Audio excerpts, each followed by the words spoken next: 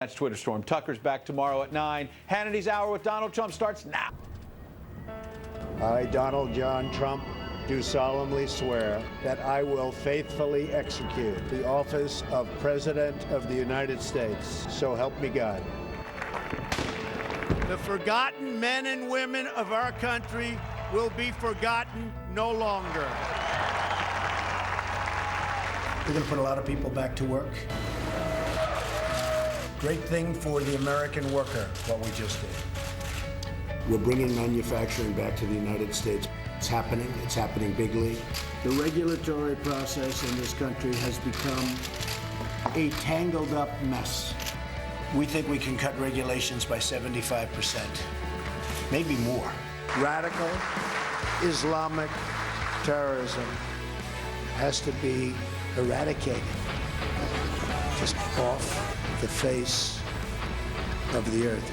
We'll begin immediate construction of a border wall. We will no longer accept politicians who are all talk and no action. The time for empty talk is over. Now arrives the hour of action.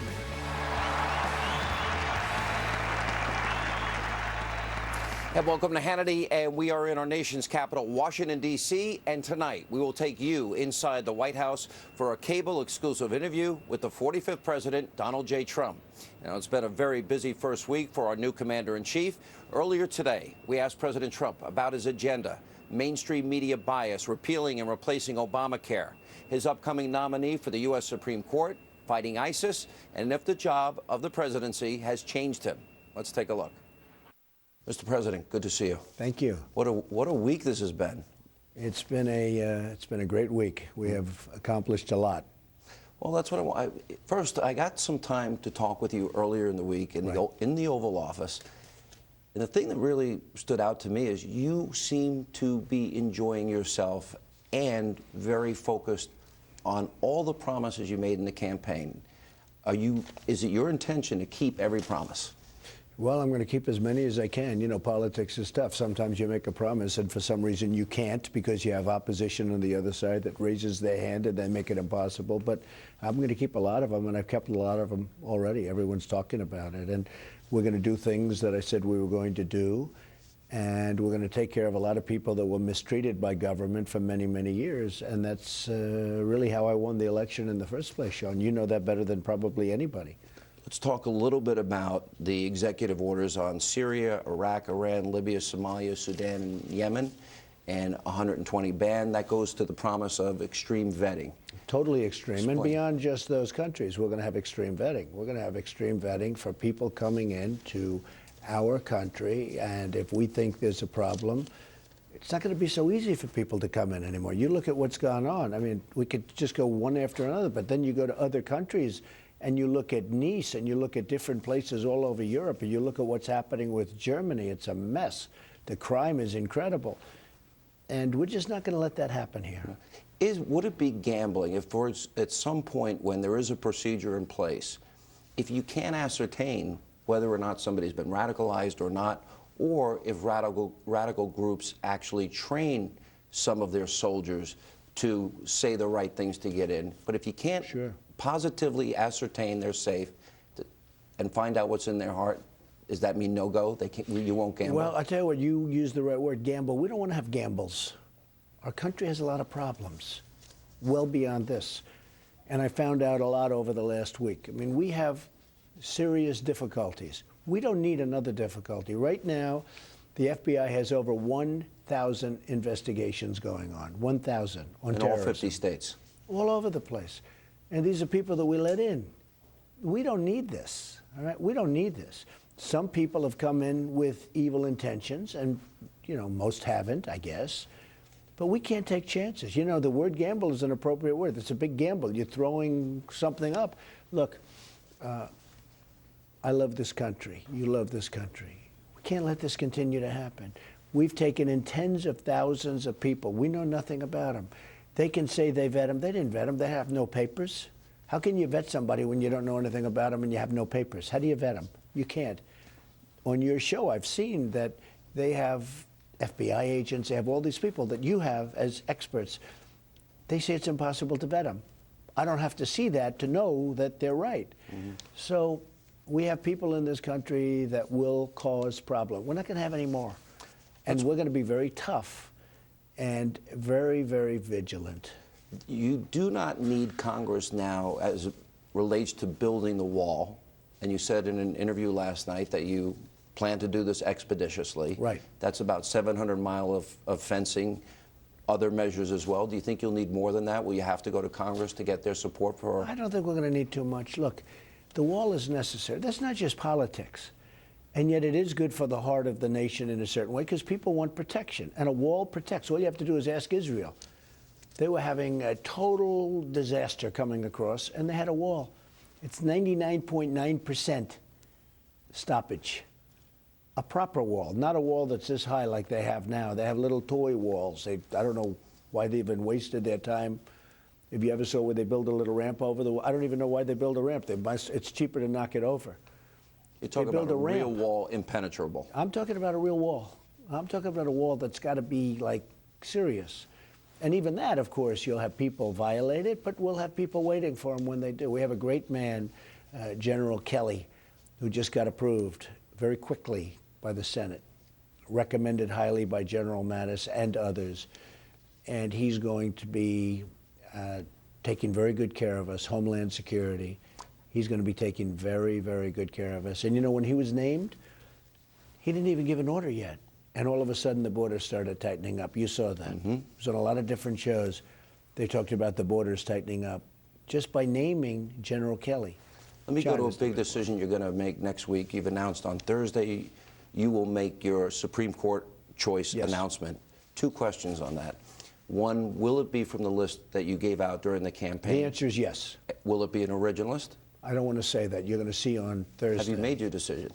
I have made my decision pretty much in my mind, yes. Next question. I mean, it's subject to change at the last moment, but I think this will be a great choice. Chuck Schumer, others threatening, we've never had a Supreme Court justice filibustered, but there's a chance that might happen. Hey, if that whatever happens, happens. would you want Mitch McConnell to use the nuclear option? Yes, I would. You would? I would. Have you talked to him about it? We have obstructionists. These are people that don't want to. I almost think they have what they did to Jeff Sessions, who's a great man and a wonderful man, and then they delayed it another week because they have a 1-week delay option. That's not fair to a man. Other people are delayed. Look at Pompeo for CIA. This is a great choice. Everybody agrees.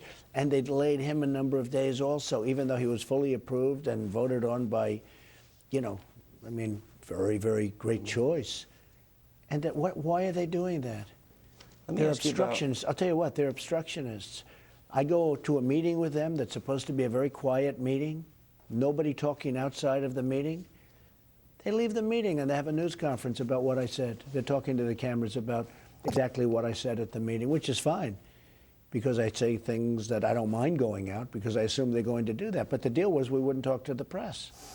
And they go out and they talk to the press. You mean leaking in Washington? That's a shock. No, but I mean, they talk to the press like 15 feet away from the door. It's not like they called up when they got home. Right. So look, these are obstructionists, and that's fine. Let me ask you, I don't remember you saying this in the campaign, and I was on the road with you quite a bit, and we did a lot of town halls together, but you're now talking about a 10% reduction in spending, in other words, eliminating baseline budgeting, a 20% reduction in the government workforce. How important is a balanced budget to you, and were you surprised Republicans before you got here raised the debt ceiling $9.7 trillion? So a balanced budget is fine, but sometimes you have to fuel the well in order to really get the economy going. And we have to take care of our military. Our military is more important to me than a balanced budget, because we'll get there with a balanced budget. But we have a military that's really depleted. And I'm negotiating the price of airplanes. Can you believe this? But I understand airplanes. I heard you got the price down quite a bit already. I cut off hundreds of millions of dollars off one particular plane. Hundreds of millions of dollars in a short period of time. It wasn't like I spent like weeks, hours, really less than hours, and many, many hundreds of millions of dollars. And the plane's going to be better. But you do want that 10% short of the military. I want a balanced budget eventually, but I want to have a strong military. To me, that's much more important than anything. One of the worst ways it seems to spend money is going through the Washington bureaucracy. Every congressman has their pet project. There's been talk about infrastructure. Anywhere the Democrats want $1 trillion. Right. I think you talked about $137 billion to start. Is that something you want to pay as you go? Is that something you'd rather... Look, our country's in bad shape. We've spent $6 trillion in the Middle East. $6 trillion, Sean. Right. Okay? How the hell do we do this? It's crazy. And by the way, just so you understand, the Middle East, I don't want to be like, you know, they said the speech can be dark on occasion. Well, we spent $6 trillion. When I was interviewed last night by David Muir, he said, aren't you going to make them angry? I said, angry? How can they be more angry than they are right now? Who are we going to make angry? I thought it was a sort of strange question. But aren't you going to make them angry? I said, they're all angry now. The whole world is angry right now. There's such problems in the world and such anger. But we spent all of this money in the Middle East and other places. In the meantime, we have to rebuild our country. We have to rebuild our infrastructure. Some Republicans are fine with it. Some Republicans don't like it. Actually, probably the Democrats like that more than the Republicans because that's always been one of the things. But John, our roads, our bridges, our highways, our schools, our country is in bad shape. Yeah, by the way, I hear your helicopter out there in the background. It's all right. You took great pride in meeting with carriers, saving jobs, meeting with Ford, saving jobs. You've met with union General people. Motors, $7 billion, by the way. Yeah, we have a lot of plants that are going to be built in Michigan and Ohio and North Carolina and Pennsylvania. And I've only been here for 4 days. But they understand. They understand that if they build a plant outside of the United States, fire all their employees, when that product, whether it's a car or an air conditioner or a washing machine, when that comes through the border, it's going to be heavily taxed. That's the way it is. But you want to get rid of 75% of regulations. Yes, I do. Or more. 75 or more. Paul Ryan said a by the way, 20% corporate tax rate. You want a 15%. By the way, the 75%, and we will have the same amount of protection for the consumer, because that's very important to me. But we'll also be able to create jobs, because right now you can't even start a company in this country. Right. The media, a little bit of a contentious start, if you will, with them. They want to. I've seen now the New York Times, CNN, NBC. They've used the word liar to describe you, as it relates if you're talking about crowd size or They're voter very fraud. hostile. These are very hostile people. These are very angry people. But they also colluded against you in a campaign. Yeah. And my question to you Well, they're is... very dishonest people. The media is very dishonest. I've been saying it. I say it openly. I said journalism's dead, so we agree. Never dead, but they're very dishonest people in many cases. Hey, look, you have some very honest ones, but I get stories that are so false and so dishonest. Martin Luther King's bust? I wish, well, yeah, they said Martin Luther King's bust was taken out of the Oval Office by me. It's there. So, see, that's a very serious charge, because they're not saying the bust is taken out. What they're saying is that I'm a racist. That's what they're saying. That's a very serious charge. Then it turned out the bust, it wasn't, in fact, I got very angry at my people. I said, who took that bust out? Because I wasn't there. And they said it was never moved. It was in the same exact spot. It was never moved. I said, how could they say it? A reporter said that it was taken out. But that's a very, very serious charge, because that's a racist charge. Then when it was revealed that they were wrong, nobody even talks about it. It was a headline, massive story. Trump takes, I would never do that. First of all, I had great respect for Dr. Martin Luther King. So I would never do that. But when it was revealed that it was wrong, it wasn't even a story. Nobody even knows it. Nobody, I'm saying it now, and there have been little art, like a line, but that's a very...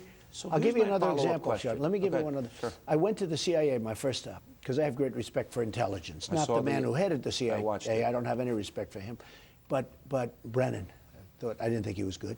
But I have great respect for the CIA, for the people. I went there. I have even more respect now, because they took me for tours. They showed me. They're amazing. I made a speech. Now I know if it's good or bad. I'm really good at knowing, did I do well or did I do poorly? And hopefully I don't Do you rate every poorly. I couldn't speech? have done so poorly because I won, right? But in your own head, you do too. I know. When you do an You know interview, when you you do say, well. you know, I did great or I didn't do so good. I gave a speech that really was a 10, relatively speaking. I had a standing ovation like you wouldn't believe, everybody. And it was such a success. Okay, so now I see CNN and other people say, well, who was in the audience from Trump? Trump. I went there with a few people. There's nobody. It was all CIA. They said, but I heard the first row and the first two rows. You saw that press conference. Sean did a great job. But this guy, whoever he was, I don't even know who he was saying that we stacked the audience. I can't stack the audience at the CIA. I paid great homage to the wall with the stars. I paid great homage. And the audience was standing ovation. They were standing from the beginning. They didn't even sit down. It was one standing ovation, the whole thing. So I get back, and I will say Fox treated it great. They said it was great. When our new person running, Mike Pompeo, who's fantastic, he said to me the other day, that was so great. Everyone loved it. Everybody loved it. When I got back, I saw the speech. They didn't like it. It wasn't respectful. It was a smattering of applause. It wasn't a smattering. There were like 300, 350 people in the room. Over 1,000 wanted to come. And if I took a vote right now, I would have won 350 to nothing, believe me. Mm-hmm. But even that was demeaned as much as they can demean it. What I'm saying, Sean, is this. The media, much of the media, not all of it, is very, very dishonest. Honestly, it's fake news. It's fake. They make things up. So then here's my question. Between Twitter, Instagram, Facebook, I think you reach 50 million people. Yeah, pretty close. But if we know now through WikiLeaks, some of these networks were colluding with Hillary's campaign to defeat you. I've seen major newspapers, 2 cable networks that use the word liar. And my question to you is, does that make you want to rethink entirely how this administration will deal with the media? Well, they're the liars. Let me give you an example. When Sean got up, he talked about the audience, and he talked about, I had the largest audience. I did. Yeah. I had the largest audience. If you add the television, you add all the sources, the largest audience in the history of inaugurations. I did. They try and demean it so much. And when you look at pictures, I'd love to show you a picture. When I was in that speech, I looked at, it was a sea of people, in the West Wing. And they wanted to demean it. Yeah. I don't even know when that picture was taken, by the way, to be honest with you. But it wasn't taken from where I was shooting. They take a picture from the back, from the Washington Monument, a backward picture. They are so demeaning, and they are so dishonest, and in many cases not smart. Well, but I don't remember them treating Barack Obama this way. They don't. There is a distinct difference. That could Hillary. never have happened. The things that happened to me were... And he's been very nice to me, I have to say, and he wrote me a beautiful letter. But the Martin Luther King thing is an example. That was a terrible thing. And coming up, more of my cable exclusive interview with President Donald Trump in the White House, and I will ask him about how he plans to repeal and replace Obamacare. That and more as we continue from our nation's capital.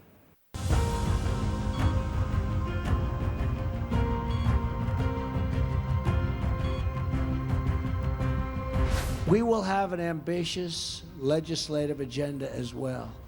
Our legislative work starts with repealing and replacing Obamacare and saving families from the catastrophic rise in premiums and debilitating loss of choice and just about everything else. The president is eager to get moving on this agenda, and so are we. Already we have hit the ground running, taking the first steps to keep our promise to repeal and replace Obamacare. Obamacare is a disaster. The Democrats are up and they're saying, oh, they're putting up signs like it's wonderful. It's a disaster. I actually talked with Paul and the group about just doing nothing for 2 years, and the Dems would come begging to do something because 17 is going to be catastrophic price increases. Your deductibles are through the roof. You can't use it. His goal, first and foremost, is to make sure that we give the American people a healthcare system that's affordable, more accessible, more doctors, more plans. We have to take care of the American people immediately. So we can't wait. But every time they tell you about Obamacare, we're taking them out of a big jam. Welcome back to Hannity as we are outside of the White House. And earlier today, during my cable exclusive interview with President Trump, well, I asked him about his campaign promise to repeal and replace Obamacare. Let's take a look.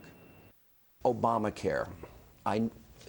The Republicans, they're meeting in Philly, and you're going to see them, but they had an artificial deadline. They set the deadline for tomorrow. Right. They don't think they're going to make that. You want, at the same time, repeal and replace. I know there are 9 separate plans out there. What is crucial for you to have in that plan to help? Let me tell you what's crucial for me. Yeah. What's crucial for me is for the public to understand that Obamacare is a disaster, okay? Because now the Democrats are saying, oh, it's wonderful. It's a horror show. You don't have your doctor. You don't have your plan.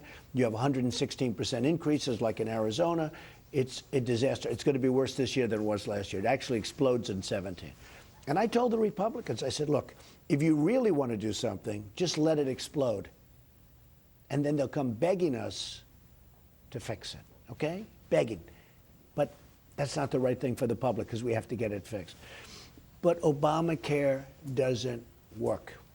It doesn't work. And President Obama told me something that was, I thought, terrific. And I believe he means it. He said, if you came up with a better plan and you could get a better plan approved, he would support it. And I actually believe he means that. I do believe we're going to have a much better plan. I think we're going to have a cheaper plan. I think it's going to be a lot less expensive. Obamacare is the Unaffordable Care Act. The governor of Minnesota, who hopefully he's better now because he took a pretty bad tumble. Yeah. But he said a month ago that actually during the campaign and after the campaign, he said the Unaffordable Care Act, or he called it the Affordable Care Act, is now unaffordable. Bill Clinton called it crazy. It went up $5,400 when it was supposed to be down $2,500 a year. Let me move on. It is, by the way, it is unaffordable.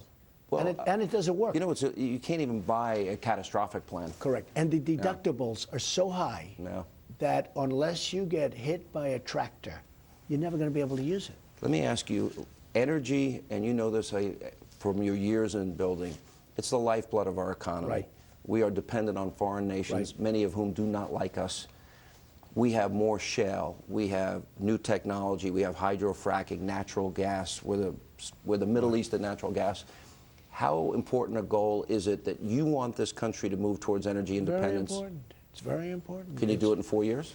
Oh, I think you can do it in a lot less than that. No, it's very important. No, they stop you environmentally. They use the environment to stop a lot of good things, not only energy, buildings and factories, plants. They use it to stop things. It's like a roadblock, but that's not going to happen anymore. And by the way, I'm an environmentalist, okay? I believe strongly in the environment, and I'm going to protect the environment. But you don't have to have a man who wants to build a factory or a person or a company wait 10 years going through approvals. At the end of the 10-year, get rejected, okay? You mentioned the forgotten man a lot, both during the campaign. And woman. And in your inaugural speech. And you mentioned it last night. I gave you statistics, the very first interview I did with you. 95 million Americans out of the labor force, nearly 50 million in poverty, 44 million Americans on food stamps. I've never heard you say that, Sean. I say it every night. I'm kidding. One day you asked me, what are those numbers you give? You said. But explain, by getting rid of regulation, energy independence, jobs that'll be created, a 15% from the highest corporate tax rate to the lowest corporate tax rate in the industrialized world, and repatriating trillions. How does that help and impact those people I talk about all the time? Well, hugely. We're going to have jobs. We're going to have good jobs. We don't have good jobs anymore. We're going to have good jobs.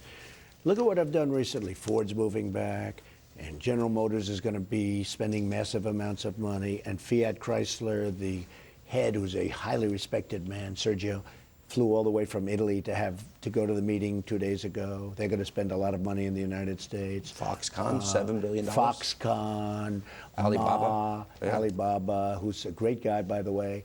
All of these companies, they're all excited. They had no intention. You know, here's another thing with the media. Oh, they would have done it anyway. They weren't going to do it.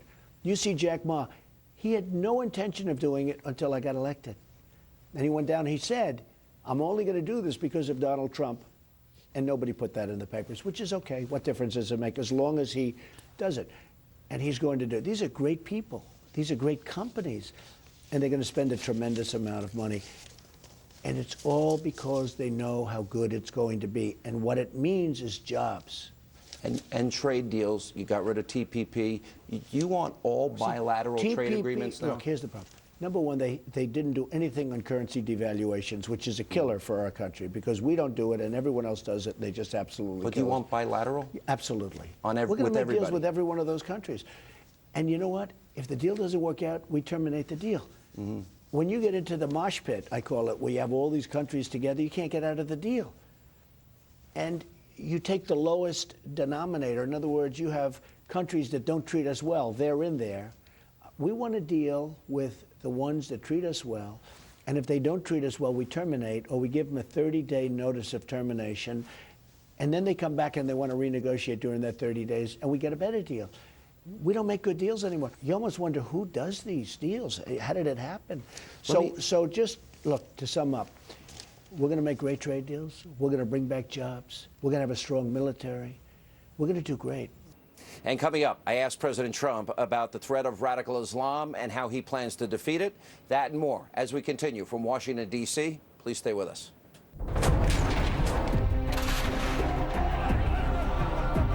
We will reinforce old alliances and form new ones and unite the civilized world against radical Islamic terrorism, which we will eradicate completely from the face of the earth. We have to get rid of ISIS. We have to get rid of ISIS. We have no choice. This is evil. This is a level of evil that we haven't seen. Yesterday, I had the honor of swearing in General John Kelly as our Secretary of Homeland Security. It's going to be amazing. Tomorrow, I will swear in General James Mattis as our new Secretary of Defense. These men have devoted their lives to defending America, and now I look forward to working with them to keep our country safe from the many threats we face today. That includes protecting Americans from radical Islamic terrorism. Welcome back to Hannity. We are back in Washington, D.C. We are outside the White House. And today, during my sit-down interview with our 45th president, Donald Trump, well, I asked him about the threat of radical Islam and how he plans to defeat it. And here's what he told me. One of the problems we have is evil in our time. True. Winston Churchill dealt with evil in his time. Yeah, that's true. Roosevelt dealt with evil in his time. My father fought in World War II. But they had evil with uniforms on. That's true. Okay? This is different. We have evil that lurks around the corner without the uniforms. Ours is harder because the people that we're going against, they don't wear uniforms. They're sneaky, dirty rats. And they blow people up in a shopping center. And they blow people up in a church. These are bad people. When you're fighting Germany and they had their uniforms, and Japan and they had their uniforms, and they had their flags on the plane and the whole thing, we are fighting sneaky rats right now that are sick and demented, and we're going to win. Waterboarding black sites came up in your interview last night, and I was thinking, if I had an opportunity to speak with David Muir, I'd say, okay, two guys go into your house, they kidnap your child, one guy gets away with your child, you tackle the other guy. That guy knows where your child is. Would you not waterboard that guy? So waterboarding used to be used because they said it really wasn't torture. It was the one step slightly below torture. That's why waterboarding. That's why it was legal. I mean, torture is real torture. Okay, waterboarding Fingernails. is. I'm sure it's not pleasant, but waterboarding was just short of torture. When, you know, all of a sudden they made it torture. So here's the story. Look, I spoke with people the other day who are in this world that we're talking about. They said, absolutely it works. Absolutely. Now, General Mattis said that he doesn't intend to use it. I'm with him all the way. Do I believe it works? Yes, I do. Well, we actually know it works. I interviewed, there were only 3 people that America waterboarded. One of them was Khalid Sheikh Mohammed. Right. That led us to the Courier, which led us to bin Laden. That's right. And I know because I talked to the guy that was running the program at the time. In my opinion, it works. All right. I want to ask about... Do you have even a doubt that it works? None. Neither do I. None. Not one. And I watch these people on television. Oh, Donald Trump's in favor of torture. Look, we have people that knock down the World Trade Center. We have people that go into a club and they blow everyone up. We both lost friends that day. Everybody did. Thousands of people. We have people all over, and all over the world we're talking about. We're not just talking, we're talking all over the world. They go into a club and they machine gun everybody down, and then we're not allowed to waterboard? It seems so foolish and so naive, but this is what we have to put up with. But here's the story. I would ask David Muir, if they kidnapped your kid and you had one of the kidnappers, what would you do to get the location of your child? Or do you want him to talk in 48 hours from now by being nice to him? Okay? It's over. Okay? At that point. And by that time, it's too late. So I'm not into it. I will tell you, though, it works. And I just spoke to people who told me it worked, and that's what they do. I spoke to the guy that ran the program and saw the waterboarding of those 3 people. Let me ask you this. I'll go through these very quickly, the countries that you're going to be dealing with now. Israel, one of our closest partners. Right. Prime Minister Netanyahu is coming. One of the big issues is the embassy, Tel Aviv to Jerusalem. How important is it to repair this relationship, and what about that move of the embassy? It's repaired. It's repaired already? Got repaired as soon as I took Within the 5 oath. minutes? Yeah, it's repaired. We have a good relationship. Israel's been treated very badly. We have a good relationship with Israel. And you're holding back the money, the last-minute money that President Obama gave to the Palestinians. We're going to see what happens, yeah. I don't want to talk about it. Where do you stand on the embassy from Tel Aviv to Jerusalem? I don't want to talk about it yet. Not it's yet? too early, no. Okay. How about, I know you spoke to General al-Sisi. Did you ever see the speech that he gave on radical Islam? Yes. And do you believe he could be a very, very good relationship with the general. We're going to have a very good relationship with Egypt. He went into a tough situation, and all I can say is I like him. Do you trust the Saudis? Over the years, I would argue they've been very duplicitous. Yeah, I don't want to tell you about that. I don't like talking about how I feel about people because I don't want to be put in that position. I hope I get along with everybody, but it's possible I won't. A lot of money is being spent from certain countries on radicalizing people. I don't like that.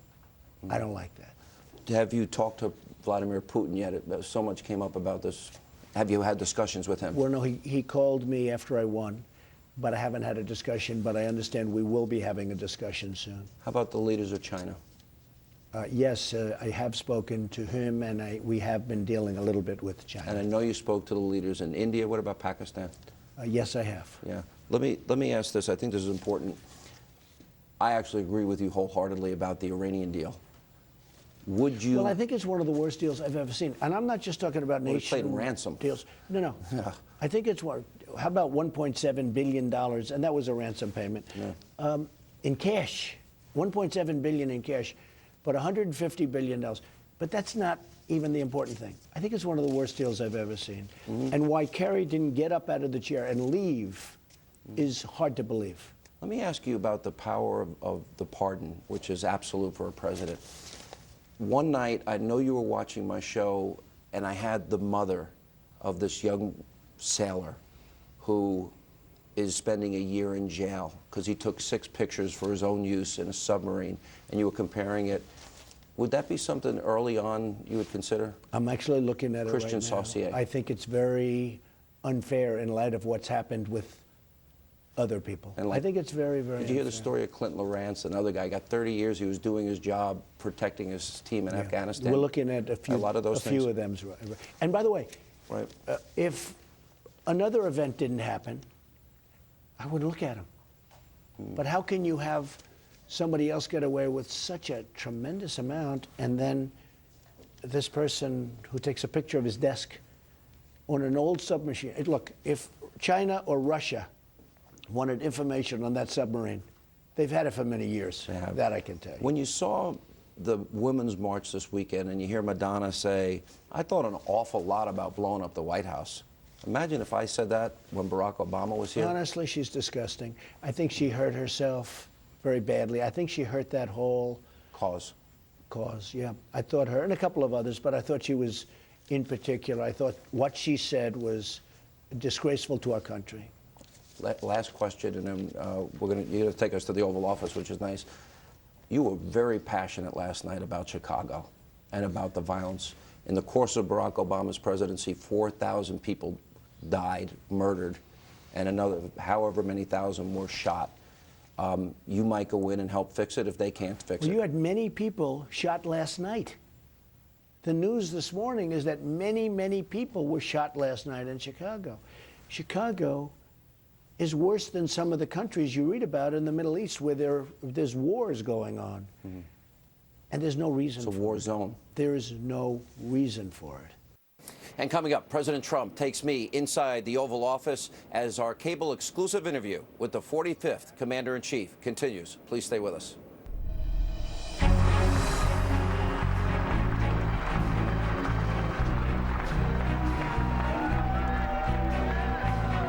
We will get our people off of welfare and back to work, rebuilding our country with American hands and American labor. From this day forward, it's going to be only America first. We're bringing manufacturing back to the United States, and it's happening big league. Toyota will reportedly invest $600 million into a factory in Indiana. The company is also going to add 400 jobs. This is on a string of others. Foxconn, partnered with Apple, is considering a $7 billion plant in America, 30,000 jobs here. He has, one after another, made announcement after announcement that jobs are coming back. We're going to put a lot of people back to work. We're going to use common sense. We're going to do it the way it's supposed to be done. Together, we will make America strong again. We will make America wealthy again. And yes, together, we will make America great again. And welcome back to Hannity, and we are at the White House. We're in Washington, D.C., and earlier today, President Donald J. Trump, well, he gave us a tour of the Oval Office, and here's more of my cable exclusive interview. Take a look. It's the inauguration night. You gave your speech. Right. You go to the balls, you come back, and you're in the White House in the residence with Melania. Right. And by the way, that's Marine One right there. That is right. And so my question is, what'd you say? What are you thinking? Well, it was a beautiful evening. It was an incredible day. People liked the speech, which was good. Yeah. It's just somewhat of a surreal experience, to be honest with you. I'm sure. But I don't have too much time to think about it because there's so many things to do, so many problems to solve. You know, that's not bad. What a beautiful helicopter. Yeah, it's beautiful. We're a country that has some difficulty, to put it mildly, some very difficult situations. But we'll get them straightened out. I have known you for years. And on a personal level, whenever I've ever talked to you, it's either 11 p.m., 12 midnight, 1 a.m., or 5 or 6 a.m. You're a workaholic. Well, I like working. I don't think I'm a workaholic. I just like what I'm doing. I don't go too much with the vacations because I'm bored. You get bored on vacation? And the good thing about this, I have plenty to do. Yeah, so you're busy now. There's plenty to do. So the ultimate, I would say. Hard on your family. For example, I met your son, your 10-year-old. What a wonderful, smart, charming kid. And then they attack him. That's got to hurt you. Well, Saturday Night Live, a person from Saturday Night Live was terrible. It's a failing show. It's not funny. Alec Baldwin's a disaster. He's terrible on the show. And by the way, I don't mind some humor, but terrible. But for them to attack, for NBC to attack my 10-year-old son is a disgrace. And he's a great kid. And he's a great boy. And it's not an easy thing for him. Believe me. I know you talked a little bit about this, the nuclear codes. How long was that meeting? How in-depth is it? Well, I don't go into it. I can tell you, though, that's serious stuff. Yeah. And when you see the kind of destruction that's explained to you, you realize that getting along with people is a very good thing. And that's when you said about Putin. If we can get along, we'll get along. Right. I don't know Putin, but if we can get along with Russia, that's a great thing. It's good for Russia. It's good for us. We go out together and knock the hell out of ISIS, because that's a real sickness. You know, the whole ISIS thing is a real sickness. But if we get along with Russia and other countries, not just, we should get along with everybody if we can. Now, in some cases you won't be able to, but we got to try. In many cases, it's going to be harder with, I've always said there's a clash of culture or civilizations. countries that practice Sharia. By the way, we're in the Oval Office. This is the Oval Office. It's a great statue of That's Lincoln. Abraham Lincoln. By the way, there's the bust. There's the bust. The bust of Martin Luther King, which was falsely reported that it was taken out of the office. When I arrived, it was immediately taken out. These are lying people. These are bad people. And Martin Luther King is here, will always be here. And the apology was this. Yeah. Did you pick And look every who's painting above. in here? Look, Alexander Alexander Hamilton, Thomas Jefferson. We get a shot of these. I did. You picked every painting? I moved paintings around the White House. I just thought it would be great. So we have George Washington, Honest Abe Lincoln. You have Andrew Jackson, who they say was the most like my campaign because his was a vicious campaign. It was a pretty rough campaign. We have a book on Adams and Jefferson. That was the most vicious campaign in the history of our country until this campaign. When you first walk in this office every day and you think of it, It's great. Just take a look. And look at my desk. Papers. You don't see presidents with I got on their one desk. question about the desk, and you have Ivanka and Jared have young kids. Are we going to see one of the young kids maybe crawling through there? Could like be. I think that's a John F. good Kennedy idea Jr.? before they get too old. Yeah. But that was John. That's a secret door Yeah. in that desk, and that was a famous picture. Why did you pick that desk? Well, it was Ronald Reagan. It was a lot of great presidents, actually. FDR, Roosevelt. We've had a lot of great presidents using this desk, and I thought that would be the appropriate desk. When I came here, you have a right to use your desk and this, and you can pick. They have like 7 desks. You were very impressed with your phones too. Well, I have great phones. I have phones that, let me tell you, the technology that we have in this country is incredible. Unfortunately, perhaps we don't use it, but Well, we need to. it is great. And the experts that do this work, we have really brilliant people doing it. I assume you're going to be putting. There's a picture of your father. Picture that of you my just added. father, right? That wasn't there That's yesterday. right. No, it wasn't. I just added that. That's Yeah. good. You know that, huh? I did notice Well, that. you picked that up fast. And why did you choose the rug of Reagan? You could have also designed your own. Yeah, and others, but I thought that, first of all, I liked it. I like the look, I like the lightness, and I like having it be Reagan. I liked Reagan. I disagreed with him on some things, primarily trade. Trade, yeah. He was not as strong on trade as I felt he should have been, but that's okay. But he represented us very well. In your lifetime, who was the president that maybe you admired the most? Well, I liked Reagan. I didn't like him on trade, but other than trade, I liked him very much. Yeah. And he was okay on trade, but not great. I was surprised. My last question for you. I was surprised last night. I was watching your interview, and you were holding up the letter that Barack Obama had left you. Right. Seemed Beautiful like letter. a lengthy letter. It was. And you seem to have a personal rapport with him, and you were right. This was a really, really incredibly vicious campaign. What amazed me is that I was vicious to him in statements. He was vicious to me in statements. And here we are getting along. We're riding up Pennsylvania Avenue talking. We don't even mention it. I guess that's the world of politics. But I was tough on him. He was tough on me. And I like him. He likes me. I think he likes me. I mean, you're going to have to ask him. But I think he likes me. He doesn't talk to me. Not too much. No, he doesn't talk to me I at can't all. figure out why. Yeah. But look, he wrote me a very nice letter, beautiful letter. Yeah. Helpful to you? It's something to think about. Yeah. I agree with the letter he wrote. My I mean, I very, agree. very last question. Yes.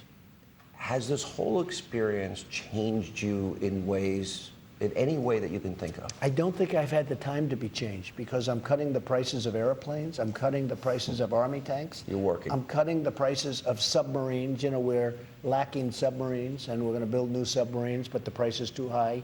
So I'm cutting the prices way down. Doing a lot of work. In addition to getting Ford, General Motors, and some others to let's start building cars here, right? Mr. President, good to see you. Thank you for your very time. much. You've been very generous. Thank you very much.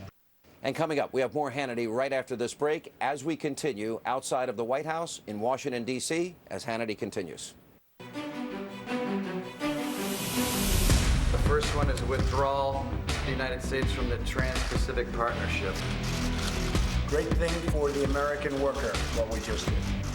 The president's vision is to negotiate fair trade deals that create jobs, increase American wages, and reduce Americans' trade deficit. We're going to have plenty of trade, but TPP wasn't the right way. So we're going back to those countries, one-on-one, and that'll be beautiful. President Trump hosted labor union leaders, the trades guys and gals, and some of the workers, and it was just a remarkable exchange. We will work with him and his administration to help him implement his plans on infrastructure, trade, and energy policy so that we put America back to work in the middle-class jobs that our members and all Americans are demanding.